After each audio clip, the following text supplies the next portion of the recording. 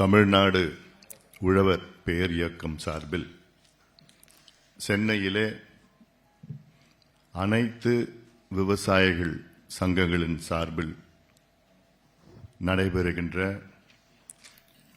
இந்த ஆலோசனை கூட்டத்திற்கு வருகை தந்திருக்கின்ற தமிழ்நாட்டில் உள்ள அனைத்து விவசாய சங்கங்களின் தலைவர்கள், நிர்வாகிகள், பிரதிநிதிகள், ஊடக நண்பர்கள், உங்கள் அனைவருக்கும் தமிழ்நாடு உழவர் பேரியக்கத்தின் சார்பிலே நான் அன்போடு வரவேற்கின்றேன், வணங்கி வரவேற்கின்றேன். விவசாயிகள் எங்களுடைய கடவுள், நமக்கு உணவளிக்கின்ற கடவுள். அப்படிப்பட்ட விவசாயிகளுடைய நிலை மிக மோசமான ஒரு நிலை. இந்த நிலை இன்னும் மோசம் அடைந்து கொண்டிருக்கிறது. இதற்கு என்ன செய்ய வேண்டும் என்று உழவர்களை மேம்படுத்த வேண்டும் என்ற நோக்கத்திலேதான் தொடர்ந்து நீங்கள் எல்லோரும் பாடுபட்டு வருகிறீர்கள். தமிழ்நாட்டில் உள்ள மக்கள் தொகையில் 63 விழுக்காடு விவசாயிகளும் விவசாயத்தை சார்ந்தவர்களும். ஆனால் இவ்வளோ 3/2 பங்கு மக்கள் தொகை உள்ளவர்கள் தமிழ்நாட்டின் பொருளாதார முன்னேற்றத்திற்காக அவங்களுடைய பங்களிப்பு வெறும் 10 விழுக்காடு தான். இன்னும் சொல்ல போனால் 8 விழுக்காடு தான். 2/3 population contribution to Tamil Nadu's economy is only 8%. அப்போ இதில் எவ்வளோ ஏழ்மையிலும் வறுமையிலும் விவசாயிகள் வாழ்ந்து கொண்டிருக்கின்றார்கள் என்று இது ஒரு புள்ளி விவரம். சேவைத்துறை, உற்பத்தித்துறை, வேளாண் துறை 3 பெரிய துறைகள் தான் இருக்கிறது.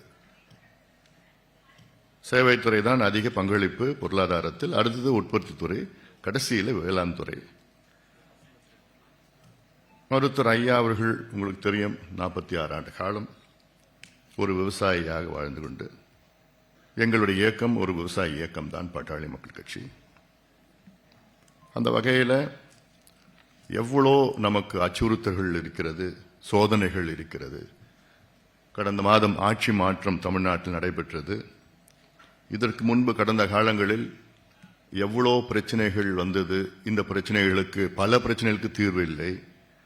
இப்பொழுது புதிய ஆட்சி வந்திருக்கிறது. இந்த ஆட்சி எப்படி இருக்கிறது, என்ன செய்ய போகிறது, இந்த ஆட்சிக்கு நாம் சொல்லுகின்ற செய்தி என்ன? 10 நாட்களுக்கு முன்பு இதே அரங்கில் என் தலைமையில் ஒரு அனைத்து கட்சி கூட்டத்தை நான் நடத்தினேன். சமூக நீதி பிரச்சனைக்காக தமிழ்நாட்டில் சமூக நீதி கணக்கெடுப்பு வேண்டும் என்று இதே அரங்கிலே நடத்தினேன். அந்த ஆலோசனை கூட்டத்திற்கு தமிழ்நாட்டில் உள்ள 99 விழுக்காடு கட்சிகள் கலந்து கொண்டார்கள், ஆளும் கட்சி உட்பட. திமுக தலைவர் ஸ்டாலின் அவர்கள் அன்று காலையிலே தொலைபேசியில் எனக்கு தொடர்பு கொண்டு நாங்களும் ஆதரவு அளிக்கின்றோம் என்று சொன்னார்கள்.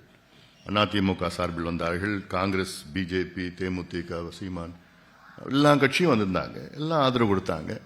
இதை அடுத்து கடந்த வாரம் முதலமைச்சரை சந்தித்தேன், விளக்கி சொன்னேன்.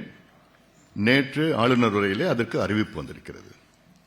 தமிழ்நாட்டிலே நாங்கள் சமூக நீதி கணக்கெடுப்பு நடத்துவோம் என்று ஒரு அறிவிப்பு வந்திருக்கிறது. இது ஒரு ஆரோக்கியமான அரசியலாக நான் பார்க்கின்றேன்.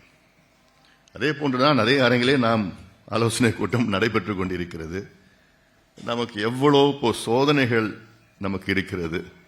விவசாயிகளுக்கு எத்தனையோ பிரச்சனைகள், அதிக பிரச்சனைகள் விவசாயிகளுக்கு தான் தமிழ்நாட்டில். ஆனால் அதை பேசுவதற்கு, அதை எடுத்து சொல்வதற்கு, அதுக்காக போராடுவதற்கு நாம் இருக்கின்றோம். நாம் நம்முடைய ஐயா நாராயணசாமி நாயுடு அவர்களை நாம் மறக்கவே முடியாது.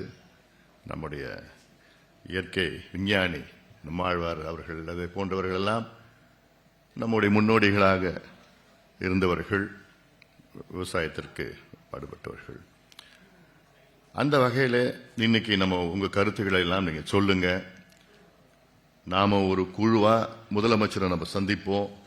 இதை நம்ம ஃபெசிலிட்டேட் பண்ணுவோம். போராட்டம் பண்றது இருக்குது, அதெல்லாம் நம்ம, ஆனா முன்கூட்டி முன்னதாக எடுத்து சொல்லுவோம். அதுக்கு நமக்கு விடை கிடைக்கவில்லை என்றால் அடுத்த கட்டத்தில் என்னென்ன நம்ம செய்ய வேண்டும். ஏன்னா